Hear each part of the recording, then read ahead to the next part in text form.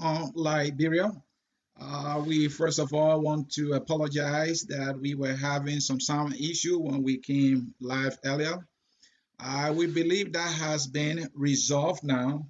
And so if you are there watching us, please let us know if you can hear us. I'm Anthony here hosting in this Saturday edition, and we are here to talk about a member of the Liberian family. And by member, I mean the Albino community is a member of the Liberian community.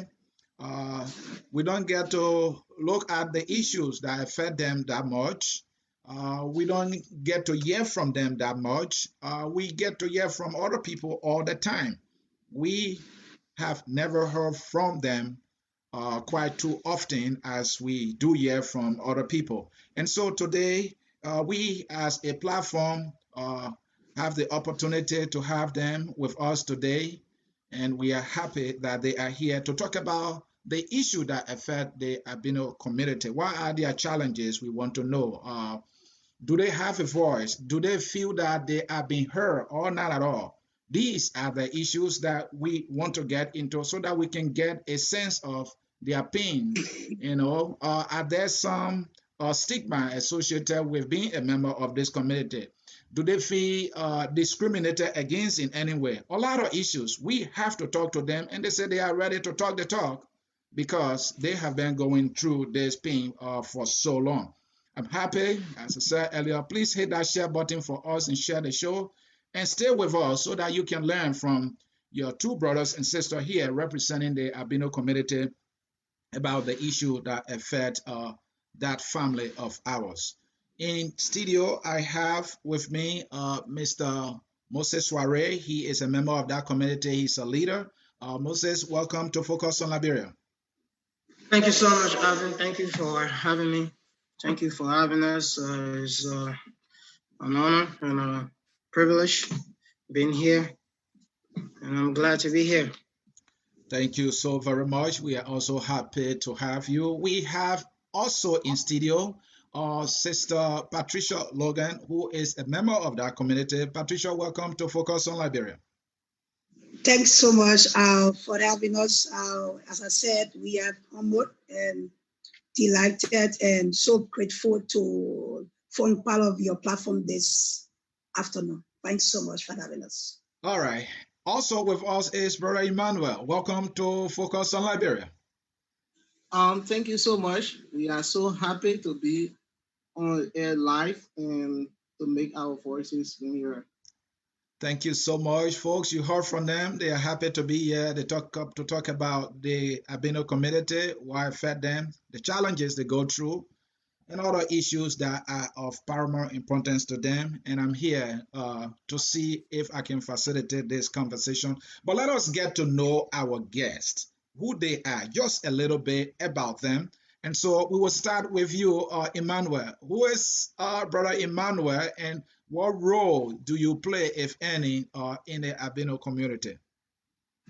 Okay, Emmanuel Michel Arthur, happen to be the Director for Education and Social Welfare of the Liberia Albino Society. I cater to the needs, the day-to-day affairs of the Liberia, of a person living with albinos in Liberia. Thank you so very much, Emmanuel. There you heard him. He is a leader in our community. He runs the day-to-day affairs of that community. We can't have a better person to represent them in this conversation. Also is Sister Patricia Logan. Patricia, I call your full name, but a little more about you. What role you play in that community? Okay, thanks again. The names are Patricia Natalia Coleman Logan, the Chief Executive Director of the Liberia Albino Society of Fortnite. I've been running this institution since 13 years. Wow. Recognized 2011 by the Liberian government under the leadership of Madam Ellie Johnson Sally, then President. Been in advocacy for, as I said, 15 years as we're speaking, so to speak. I've been there, been around, as a public figure and well-recognized person in our society. As I said, married with a child, and then as a medical practitioner, as a registered nurse, been in the profession for 25 years now. So that's what you can get from me. All right, thank you. And again, welcome. We are happy to have you. Also, is Minister Moses Swaray. He's the celebrity in our midst yet. And Moses, a little is known about you, but some people have not been paying attention. What are you willing to share with my audience? Well, my name is Moses Swaray, a Liberian-born singer, songwriter, and also a motivational speaker, philanthropist. I'm also a worship pastor. I know some people say Pastor Moses, but I'm really not big with the title thing. So I usually just keep, it as Moses Swaray. All right. Thank you, gentlemen and lady, for joining us here at Focus on Liberia. We will go into our topic now that you have introduced yourself. The first thing that might come to other people mind, seeing you and hearing about the Albino community, you are a group of people having to be part of the Liberian family. You are easily identifiable. So please share with us, starting with you, Patricia. When somebody hear, oh, this person is an albino, uh, what is it that you're willing to share for us to know what it means to be an albino? First and foremost, let me say this: I'm proud to be an albino. Mm-hmm. I'm proud to be called an albino. Mm-hmm. Because the fact of the matter is that is this God creation who was made in his image and likeness. Okay. And I didn't pray to come at this, pricing. Mm-hmm. As such, I did not pray for that. But the fact of the matter, as I said, I'm proud to be albino. Albinism is not a curse. It's a God-given gift, that passes from one family to another. Mm-hmm. Albinism issues are genetic condition where we talk about our eyes, head, and skin. Mm-hmm. I would say for sure that being albinos or being with a person with albinism, living with a person with albinism, it is not a curse, it's a blessing. Being an For albino. me. Okay, sorry about that. Being an albino is not a curse, it's a blessing. Let me come to you, Emmanuel. As a member and leader in this family and as an individual, do you at some point feel limited as a person because of who God made you to be?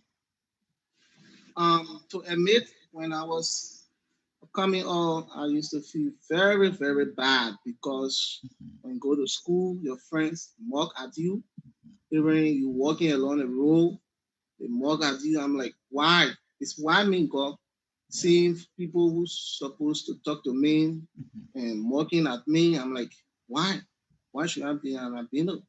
But knowing that I was created in the image of God and very smart albino are very smart people in school. When I start to enter the junior high, start to prove myself, people liking me, and now I'm the light in my family. So I'm so proud, and I don't even want to be a black person. I'm so proud that I'm a albinos, and I talk to people when it comes with the situation. Like I go through this thing. We go on board, maybe being a TA, go on board, people chunking you, even to take loads, you gotta go close to the board, calling you name. Discrimination was very, very much tough for me, but at least I'm coping with it, and I'm so proud to be on Albino. Thank you. Let me come to you, Minister Swaray. I know you say you don't like that title thing, so I will. No. I'm fine. Minister, pastor, anyone. Yeah. So let me come to you. Let's look at the physical challenges, the stigma associated with being who you are. God-given though, but we humans sometimes get limited in our thinking and we look at others differently because the way they look. I know that's something you might have struggled with. How have you been able to overcome that as an individual to have attained some success up to the point? Well, Martin Luther King said, for a man should not be judged by the color of his skin, but by the content of his character. So, growing up, it really didn't take rocket science for me to know that there was serious discrimination going on. Especially, it's not just discrimination, there are also cultural and traditional beliefs based on different cultural background, and each of them have their own belief about albinism, and they act to you based on their cultural belief as well. So growing up, I had experienced different kinds of discrimination, but one thing that I can tell you for sure, I've always been a tough person in sense of telling you that you're not going to prove yourself to me by the color of your skin. You're going to prove yourself to me by the substance you carry. Right. So I was very outspoken in school.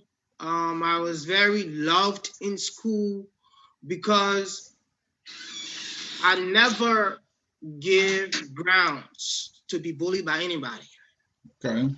And I'm telling you, I was tough in sense of if you wanted to argue, I was ready to argue. If you wanted to fight, I was ready to fight because I knew that I was in a tough world. And when you give people a chance to get under your skin, that means you give them power to control you. So, but that's my experience. But on the other end, it's not going to be the experience for every child.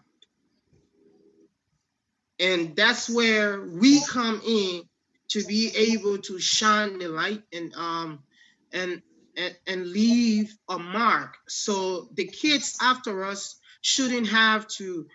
We were able to deal with certain things. They might not be able. Right now, bullying has gone to another extent, social media and other things. So it's tough now. So that's where we come in, and you cannot overlook the discriminations and then and things that albinos face, especially in Africa. And speaking for Liberia, as Liberians, it cannot just be overlooked. All right, thank you. And this is the last question on this portion of the interview here, and that is, I see that many of you are individual of faith. And coming to you, Patricia, how has your faith, your belief in God, and your understanding that God made me this way, being of a driving force in living your life in a positive manner? First and foremost, let me say I'm a spiritual oriented person. Before the institution came to fruition, or I was called by God. I was asleep when the Holy Spirit arrested me and said, "I'm the chosen one, and I should establish this," because people at those days, albinos were actually discriminated and marginalized, whether it be from the community sectors, from the family's background, relationship issues, and they were going through it a lot. And being a person who I've been saying, living with 7 children from my mother, only person with albinism was among these children. I was loved by my parents, and I think that God saw the need for this institution to be established, 2009. So I've been carrying on, been moving the institution from that level into Christianity, making sure that we follow our spiritual calendars, doing things rightful, so that the institution it can survive on the principles of the calling, So we have been doing our best in making sure that it works in this way. So as I said, as a mother, if I would say age of 47 years now, I think I'm in that position to make sure that albinos are well taken care of, well protected in our country. So we have done a lot in making sure that the institution follow the principle of knowing God for themselves. All right. Thank you. And Moses, if you can just chip in a little bit on, being a person of faith, having that belief in God, how has it been a driving force, in your existence as a member of the Albino community? It's played a major role, very major role, growing up as a kid in church, and it has established my true established my ideology about my true meaning, my true worth, my true capability, the core existence of who I am. So it has kept me well rounded and kept me very stable and has played a huge part. So it's only right for me also to be able to pass that on. Before I go back to you, let me also thank Mistress Logan.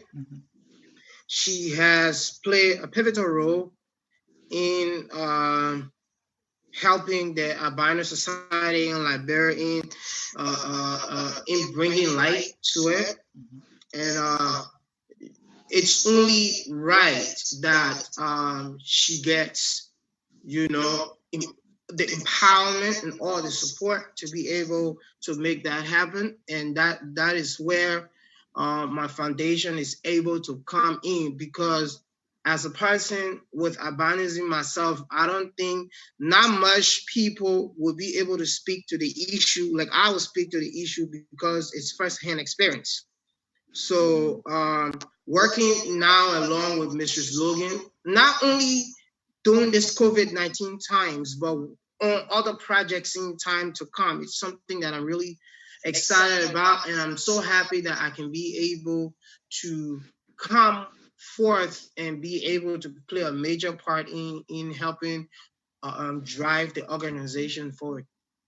All right, thank you there. Folks in cyberspace, you are watching Focus on Liberia, and we are sitting down with the Albino community of Liberia. We want to talk about their challenges. So we want to say thank you for joining us here. Let us go through your community. Let's start with the leadership. First of all, give me a sense of your leadership. Are you on one umbrella organization, or do you have 2 to 3 organizations that advocate for your needs? Let's start with you, Patricia Logan.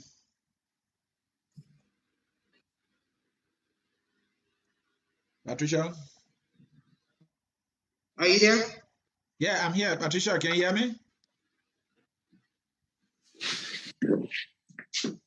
I think it's muted, so she's going to get him to fix it. Yeah, but I just heard her. If she's not muted, I just heard she's not muted.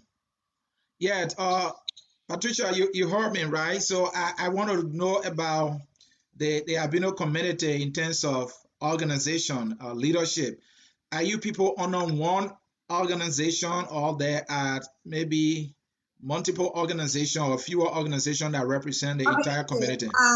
Let me say, as I said, in my earlier deliberation is that Liberia Albino Society was founded 2009, was recognized 2011 by the national government. The institution has its pillars that we actually working on. We started doing that for a couple of years now. The institution is under an umbrella, a single umbrella organization that is recognized by national government and supported by national government. As I said, we have 5 pillars that we working towards. We have one pillar. We have our education sectors giving scholarship to albinos, and then we also have a grant that we give to albinos that is of age, meaning if you are 60 above, we have a workshop where we bring those old folks, and then we train them how to use fundings that come from the institution, and we'll find a business suitable that will not involve you into the sun race, where you will have to do something to enable you to support you and your family. So that program was going on.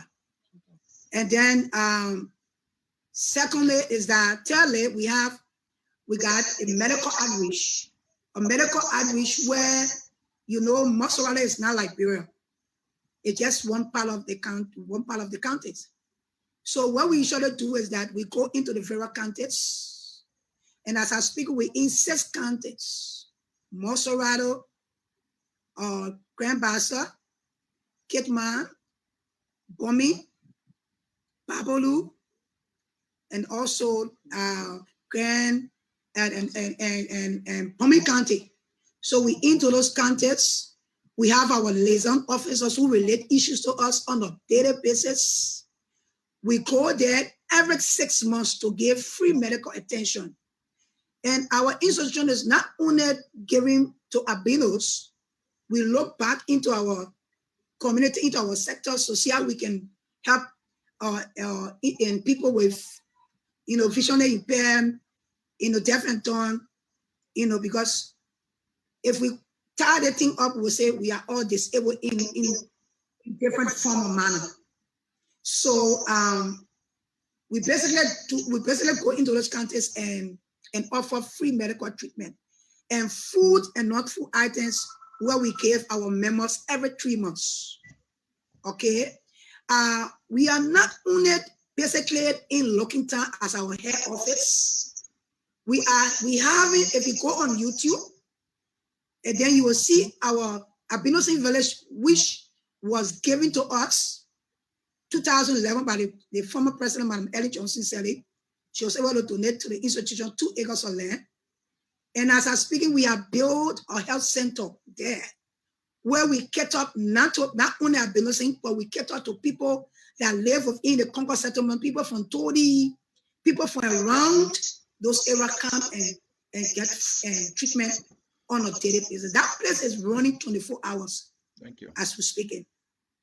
Thank you. We are involved into, we call it back to school program. Back to school program. All of our scholarship students, we give, education materials to them so that we able them to, to feel comfortable going to school. We give them books, chemistry sets, all of these things that you can use in classroom. Thank you. Okay, we offer them uniforms, we pay our school fees. And the good thing about it is that we are not limited to you, we're not limiting you into, a perceived community to say, because of what we have, you only go to the school. So we say, go to school, find a school of your choice. So we want to go to Rex, you want to go to Kateria, you want to go to Convent, you want to go to CWA, based upon your community, your location, and we ask you to have you bringing your information sheet, and we go after the school and we put you in.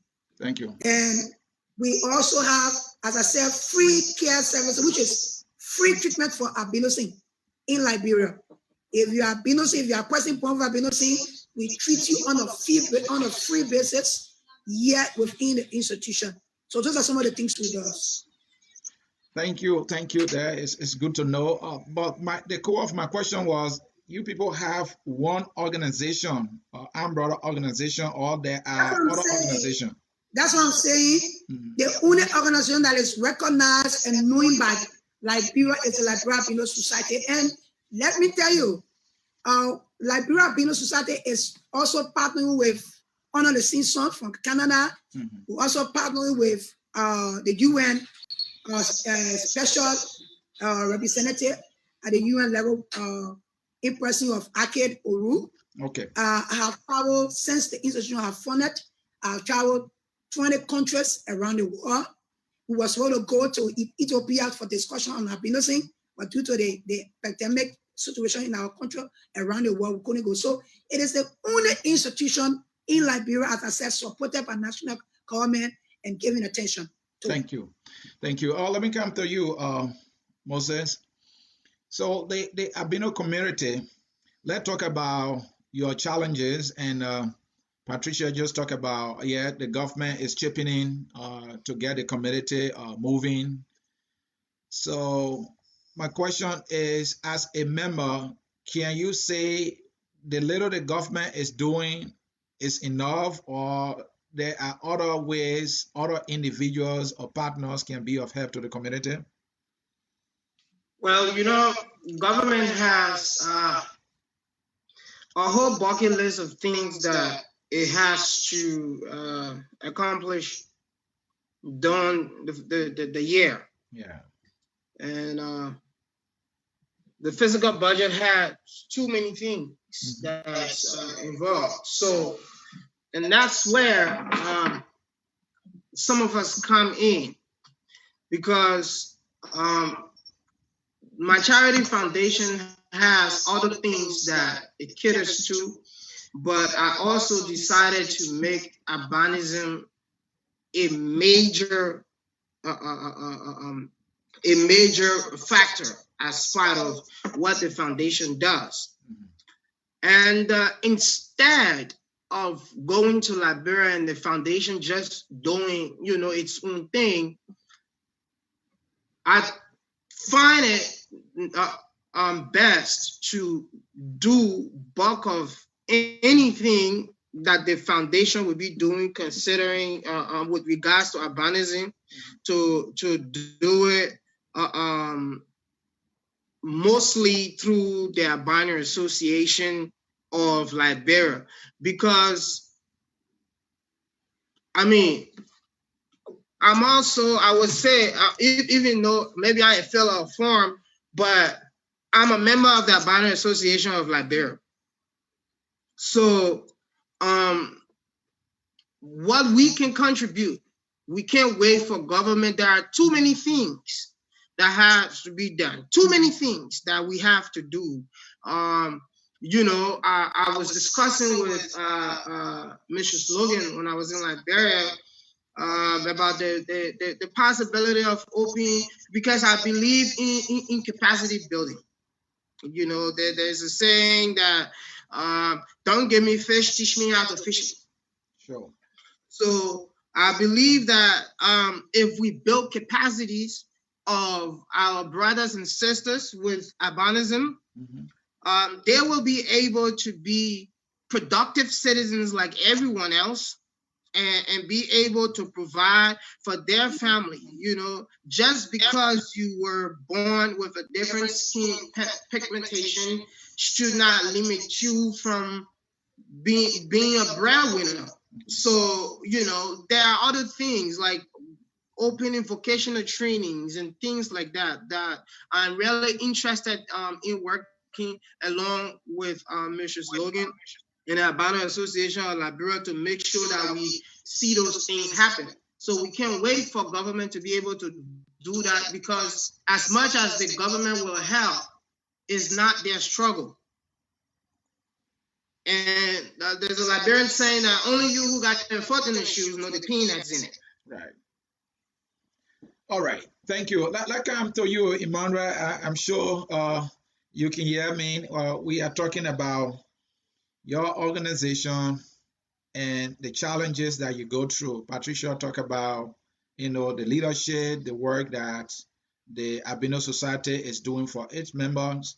We know, brother, even those who are in America, there are challenges. You, the man running the day-to-day activities. what are the major challenges that facing members of that community for which you will want others to hear about and go as far as contributing? Okay, thanks for giving me the floor.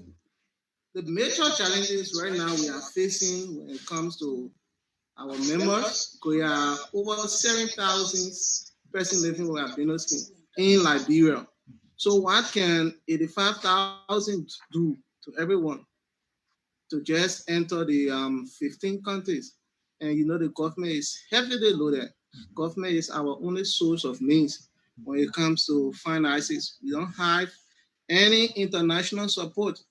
And person who have been in law school, but some of the parents don't have money.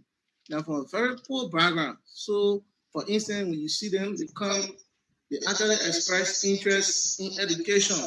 But how can we scratch our hands? Maybe we'll be targeting like over 50 students from that late 85,000 because we need to get drugs on the counter when it comes so that they can receive their free medical treatment.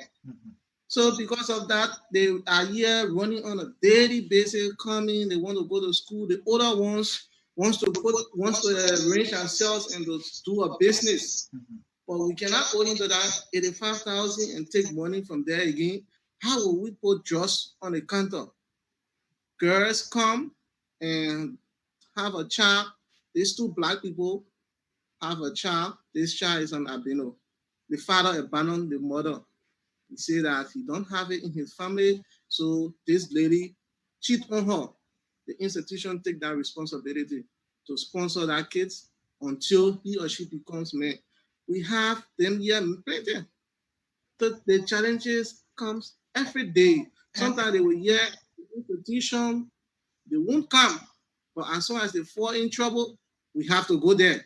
We have to call her and say, oh, one of your members here, where we're going to take money from to go and settle the other And issue. Emmanuel, you said 85,000 you talk about, is that the yearly allotment to the Yeah, it's Albino really, Society from it's, national government? yes. And from what you know, given your needs, as a community, that amount is so minimal. Is that what I'm hearing from you? Yes, it's very low, very, very low. How can 85,000 reach to over 7,000 human beings? It's very low because we are actually heavily loaded. We got to reach out to our people. We got to carry drugs into the various countries. We just got to reach to the people so that they can feel the impact of this institution, so that they can say there are only few people enjoying and we are here suffering. Most especially in the rural part of Liberia, we are actually focusing on it because we have to do a wet test there because the people, when they are not informed, become brought into the society. When we go on an outreach, they say, for me, I can't do this one. When I go to school, they laugh at me because of that. I'm not going to school. I'm not selling. So they have they just feel that they are abandoned. They call it the frustrated Africans. So we need to go out and continue to talk to them that, oh, we are created in the image of God. We shouldn't be deterred.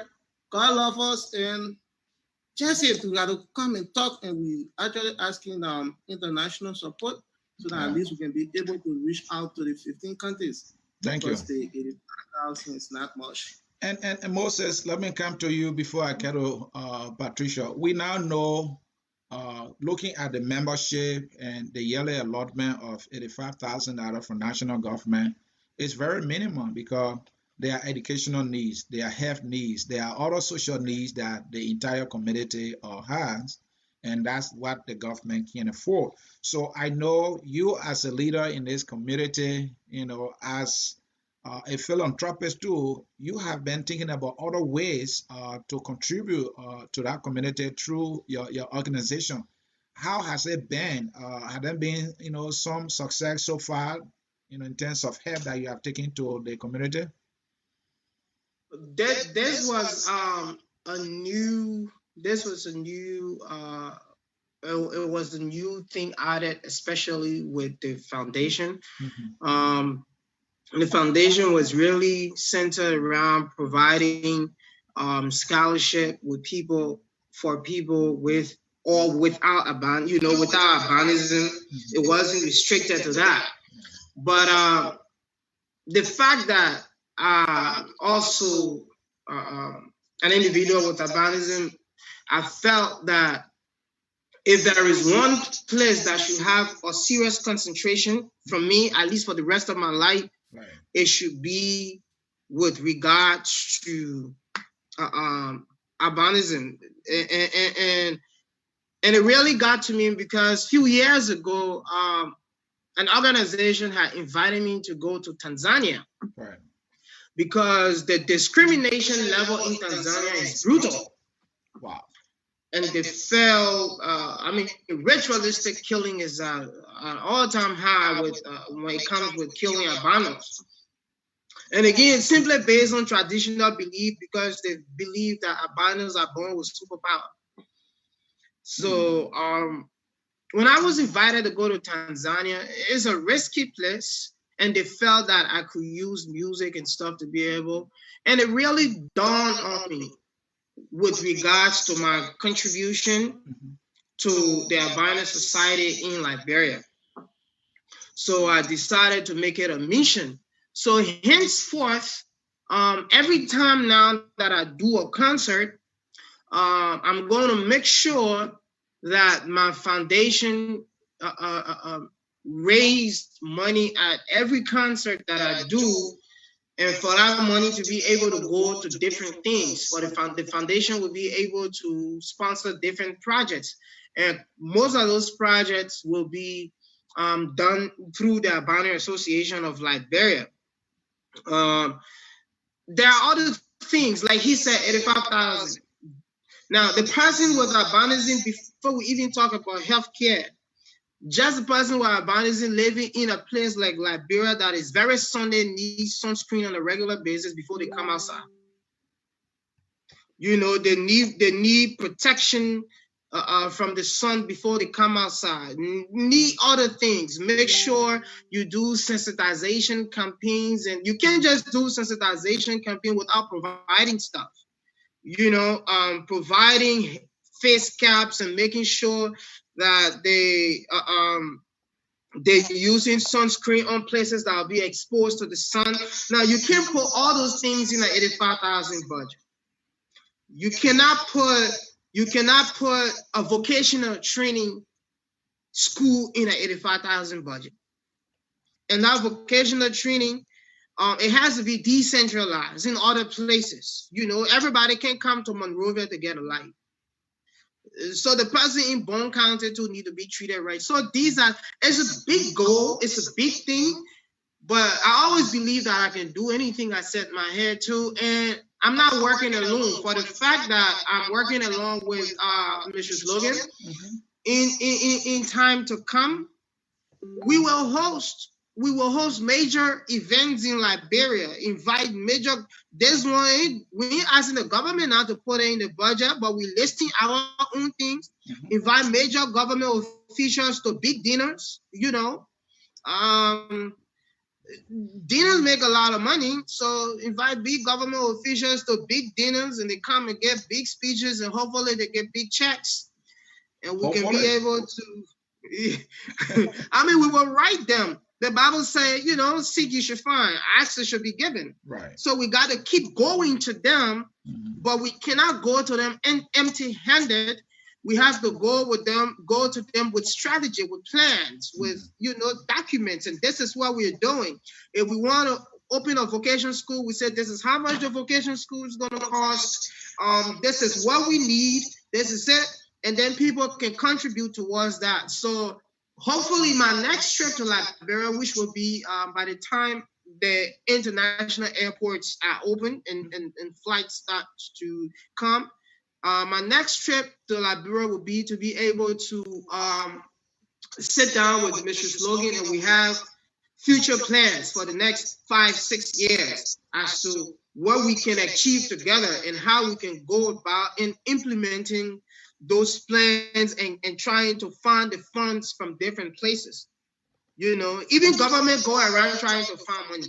Yeah. So I believe, I believe that we can do the same. We cannot wait for, and if we start to advocate for that to increase, even if it happens, it's not going to happen anytime soon. Yeah. So we can come up with ways in which we can build ourselves up, and we're the one who knows what's good for the albino society.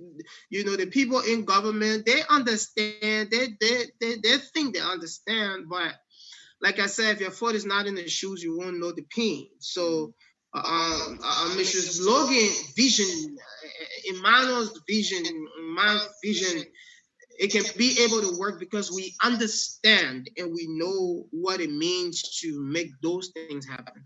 Thank you. And let me come to you, Ms. Patricia Logan.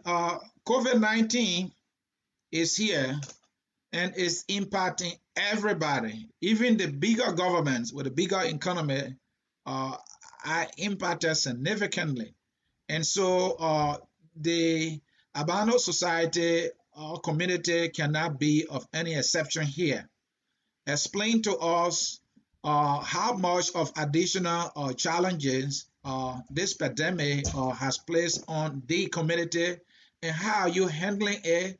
Are you getting some help? We see all the time this person is going to this group of people and trying to give little assistance here and there. How has it been for you all? Before I chip in a bit on that question, I just want to purchase what Moses just said. I've been seeing like people call him the matter is that in every country for that matter, a showface they have been seeing around the world. He have been a person that have shown his face for us when it comes to the global war. So the fact of the matter, he just put it the right way that it needed to be, placed, and I want to thank him for that, So, but the fact of the matter is that COVID-19 is around, as he just said. There are other donations have been made in various sectors of our society. Not much when it comes to the Albino community, I must admit, not much. How you see every week, 3-4 times, with people donate to other marginalized institutions, but not much have been, happening to Albino's communities in Liberia. So, but if actually it will happen, that should come from the foundation of Mr. Minister Moses Swaray to come. And I can tell you for sure, if that will happen, it will be the very, very, very bigger one in Liberia. I know, and we're hoping that that will happen. But we usually gather our members, talk to them on the importance of the coronavirus. And we are, as I said, we usually purchase government when it comes to information, how you should stay away from social gatherings, have your face mask, and how, you should be at home when you don't have anything to do out there, keep safe. That have been our usual, giving up information to them. And if I would say when it comes to donation into the various institutions or marginalized organizations that have been for the international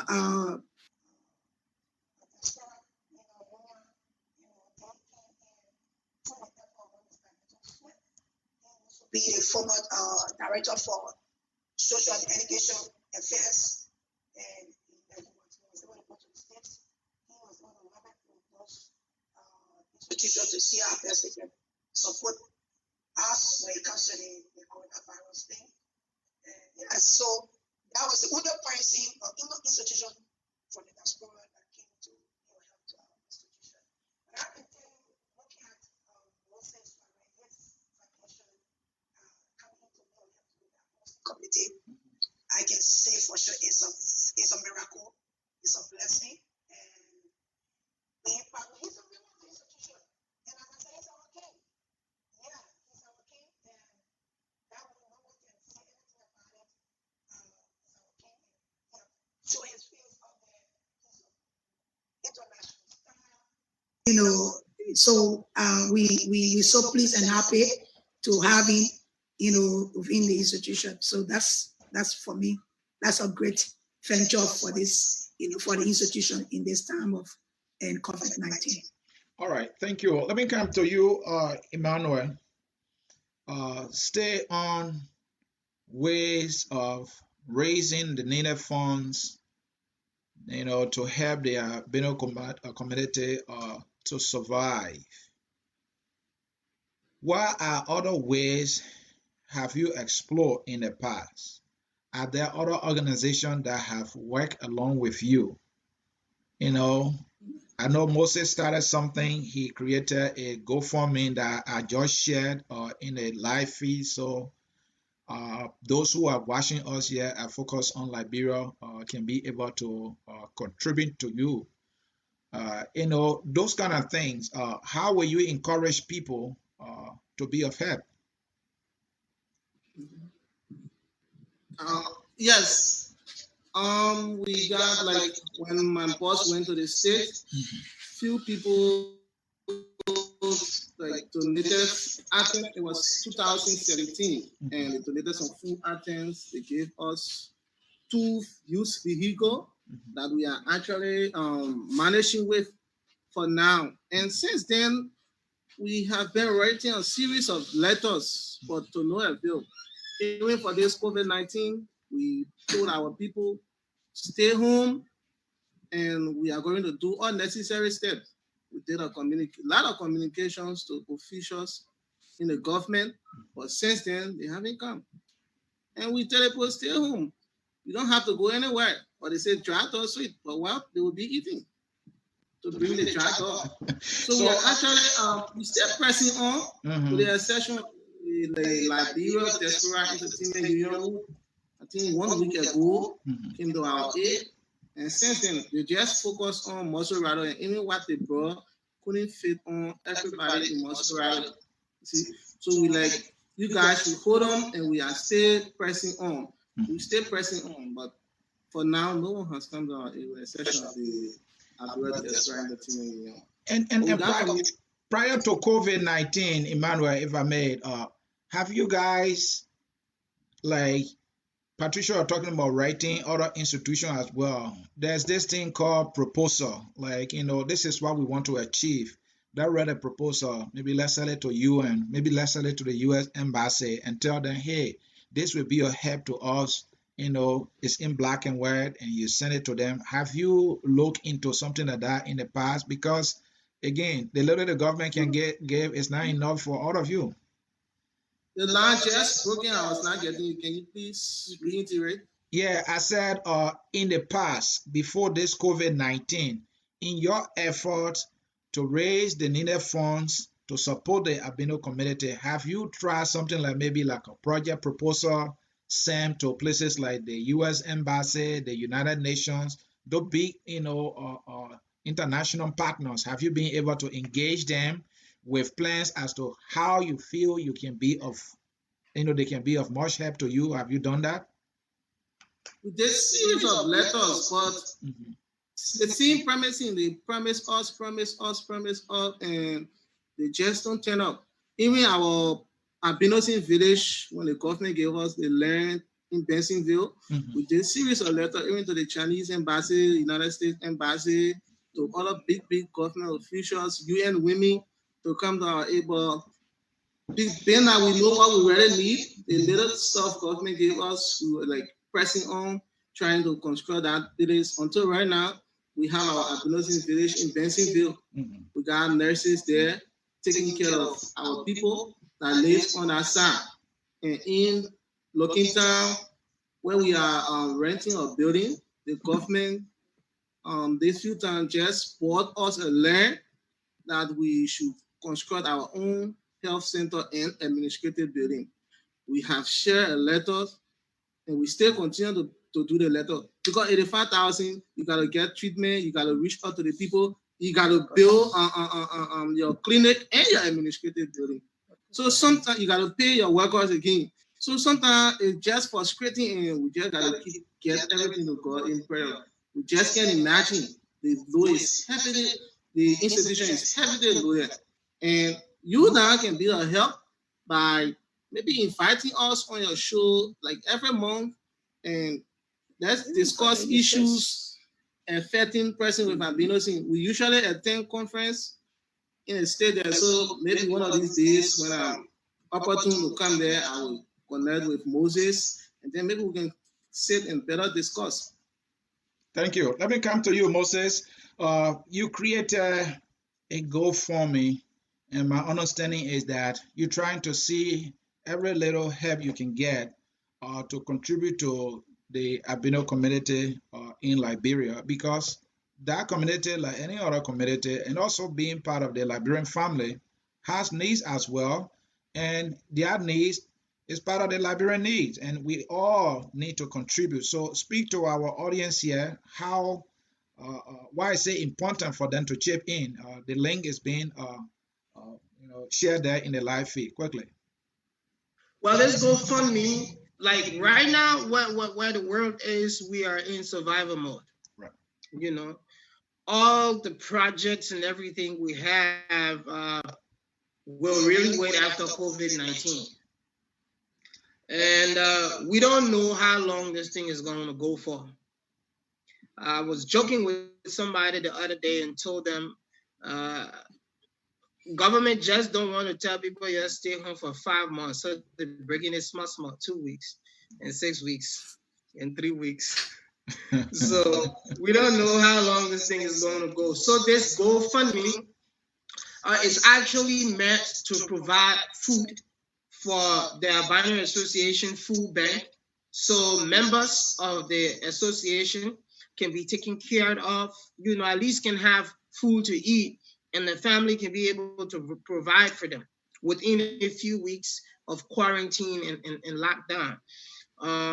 It's important that you contribute, because I was set at raising $2,000, but I hope and I believe that it can go over it.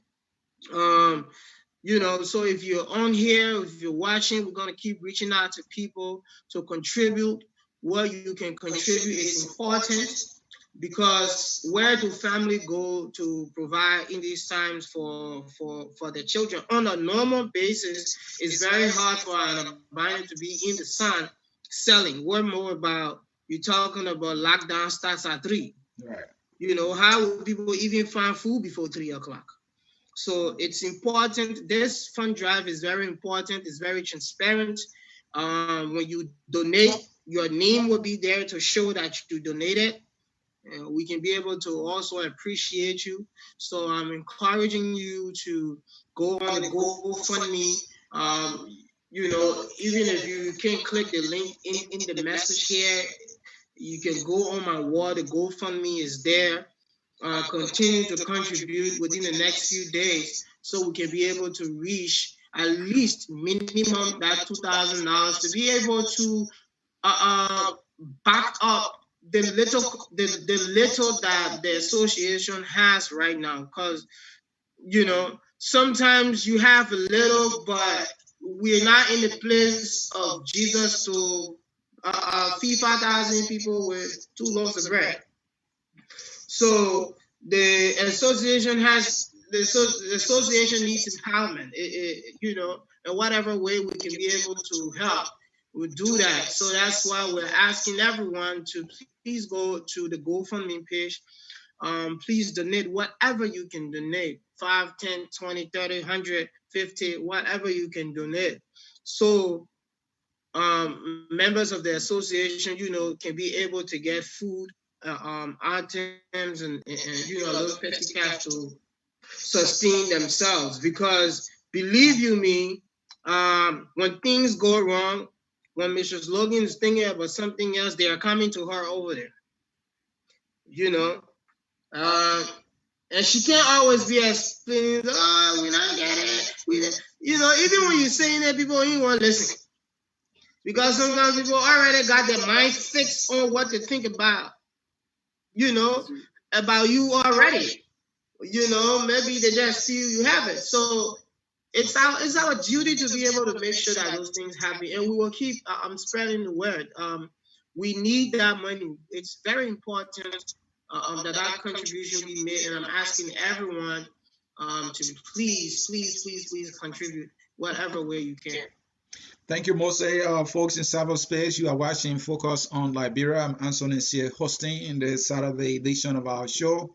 We have with us the Albino community represented by Minister Moses Swaray, Brother Emmanuel, and Ms. Patricia Logan. These are leaders in our community who have been trying to speak for that community, especially to highlight their needs and how all of us as members of the Liberian community can contribute to their needs. So that said, I will ask you who follow us here at Focus on Liberia, those of you who appreciate what we do, to chip in. You know, even if it is $1, it will get a cup of rice in Liberia. Not putting politics in this. Everybody is on a lockdown. We were told that the people are going to get some rice, given to them as a result of the lockdown. There are challenges. The government is yet to get this rice to them. So if others are challenged, the Albino community is also challenged. So the little we can contribute will go a long way in meeting their needs while they are locked down. Like Moses said, you know, the hustle now, you get from now to 3 o'clock to hustle. Why if you don't find at 3 o'clock? Then that means you're not going to eat for that day. And when the sun is hot, as it's always been in Liberia, it is an additional challenge for them. So we can't ask you enough to chip in. The GoFundMe link created by Moses, trying to raise funds to contribute, is right there. We'll ask you to contribute. Let me come to you, Patricia. Let's talk about your voices. Everybody talking. Everybody got needs. When you talk, do people listen to you? When I say listen to me, do you mean that when you say, oh, we have this need, you know, as a community, do people come to your aid? You know, do they make promises and fulfill them? Are you being heard? Or people just dismiss you, say, oh, that woman or that group, they just won. Is that why it is? You know, as I said in my earlier speech, that I'm a public figure. I'm a person who is people listening to, and that one is a blessing, because the fact of the matter. Let me just give you the scenario of our issues. We were talking to the government last year, August, that we needed a place. We tired renting, for example, and I told them, I said, we will need nothing less than to have a land of our own. And I met with the president. I told him, and he just called the German ministry what we honored as a land ministry. And the minister came, and we have a meeting, and they decided to say, "But you people right." And that's how they was able to purchase this land, and where we pretty soon will be building. And the name Patricia Logan is a household name in Liberia. When I speak, people listen. But when it comes to speaking and asking, you know, when it comes to giving, you know, it's very challenging when it comes to asking our people to be of help. Our biggest supporter or donors is government. I can tell you for sure, and I'm saying it for free. In our country, we have millionaires, but when it comes to giving, people don't give. Let me be frank. It's very, very, very, very difficult.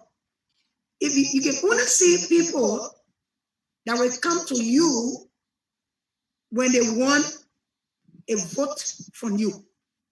Like a political season, when it's drawing near, trust me, you have them coming, showing love, showing that they so love you that when you put them in power, they will do XYZ for you. That way you can see them coming. But when they have those power and they keep getting what they are cutting from you, they don't care. So the fact of the matter is that my voices, the voices of Albino in Liberia, or my voice, people listening, people, as I said, the need Patricia Logan, it's also need people listening. I appear to places, ministers, They understand. I don't beg people on a very serious note. That's why all of the ministers and assistant ministers, people that I know in Liberia, they know I'm not a woman that can beg. So when I call them, they respond. So the fact of the matter, when it comes to giving, there where we have problem on a very serious note. They're not looking like Nigeria, like Ghana. People give, people look after marginalized group, and all of that. When it comes to Liberia, you only find people coming when they need you. And what I mean is that when they need you, when the political season is near, people want to get power, so they come into the community and donate rice and fish and t-shirts. And that's what I was saying on our page last time, that we will not go for that no longer. When we in need of you, come to our aid. So when the time comes, we too will answer to your request. So those are some of the things that we're trying to, put aside, that it's not only to come to us when you want something, but when we need you, come to us also. And that's what Moses is showing to us, that he has interest in making sure that our Albino community is well taken care of, well protected. And we're going to work with him, as I said, he's our king. And whatever he says here, people should believe it, because whenever he comes to Liberia, he works tirelessly with the Albino community, making sure that things are done. So I can tell you for sure that the needs of this institution is a lot. Albinos need sunglasses, some bike creams, some caps. We have a resolution, a bill that we put forward to the legislatures or the House of Parliament, and they are looking at it to see how they can pass it. So Albinos will have hours when it comes to writing their works, exams, whatever. They will have the right to wear glasses in school. They will have the right to wear caps. They will have the right to cover their body from the sun rays. And we have done a lot. And the comments, the House of Parliament is working with us tireless in making sure that bill is passed. We are also in talks with the Ministry of Health, how they can be able to do some needs of sunglasses and some bright creams. And when I'm saying this, and I want to say it practically clear, that albinos die of cancer every year. Sometimes we lost 2-3 of our members in a year because of skin cancers. And our clinic cannot do such a call year. So when we find out that you come down with skin cancer, like tumor in your eyes, in your head, or at your back, in your chest, those are places that the tumor comes and hit. We partner with JFK. We refer all of our patients there. Sometimes in the process of doing the social call, they die. We have lost most of our members of skin cancers and other diseases. So to tell you that what we were receiving in the past, it was $150,000 United dollars. Madam Sally was actually doing her best. And I want to say that even the current government is also doing her best. I just spoke to the assistant minister, the deputy minister for budget. I just spoke to the deputy minister for fiscal and policy. I just spoke to the minister for fiscal affairs. And they are all working tirelessly to making sure that this fiscal 2020-21 budget, our building projects should be in. But we are faced with series of challenges when it comes to finances. We have closed down most of our activities. Those activities are no longer functioning. Giving back their food, the distribution is no longer functioning. Thank you. Only the medical care, which is the free treatment, is functioning. Scholarship, it has been 2 years we have not given scholarship to our students due to the budget cut from 150,000 to 85,000. We have 35 workers within the society, ranging from Swaray to the 6 counties that we basically are running. All these things are no longer functioning because they fall off the matter. The government is only basically focusing on salaries. They are no longer dealing with operations. So we are faced with series of challenges. And I think coming on your platform this evening, making audience to understand the challenges and what the Albino community face, I think bringing us on your platform, they have heard a lot from us, and I think they will take note to work with Moses Swaray, in America to see how best they can support the initiative of our Albino community in Liberia. Thank you. Thank you so very much. Let me come to you, Emmanuel. We passed the 1 hour allotted for this interview, this conversation. So we will be winding down here.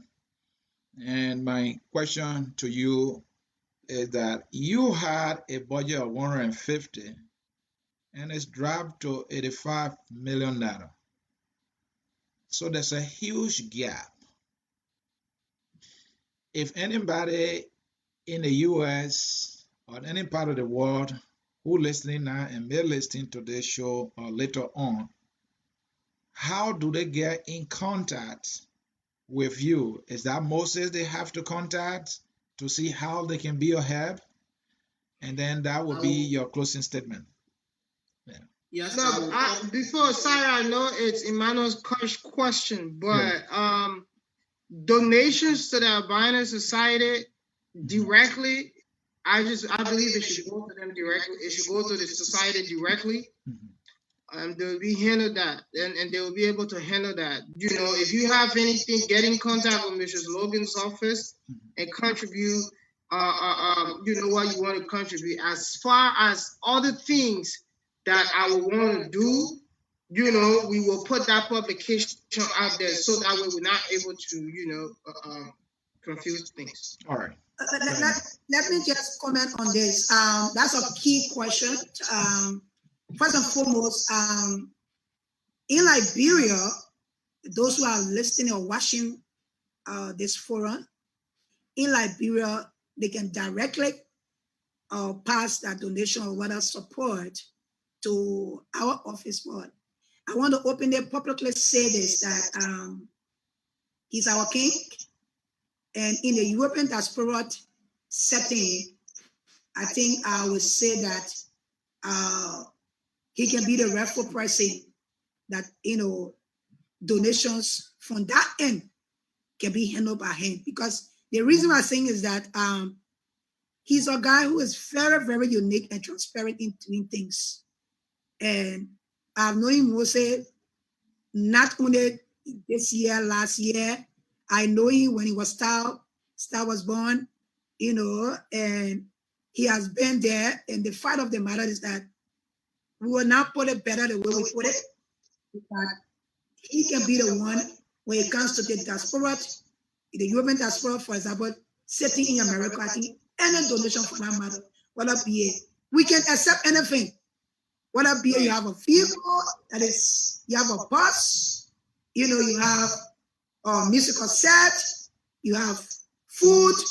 As I said, we have a free, how they call it, duty free. This is now our first time bringing container to Liberia. When I went to the States to 2017, I was able to bring 44 container to Liberia, and that was actually distributed widely. So that's why I make one of my friends was able to come and see, and she was so excited, and she said, "Madam, and now I know that you are actually working with your bare hands, you know, and I can say for sure that he could be one of our heads on our side, and whatever you give him, surely it will come to the rightful place." All right, thank you. So from what you just said, anybody in the U.S. specifically and maybe other part of the Western world can contact Moses. Moses can direct them how to reach you, or if the person says that they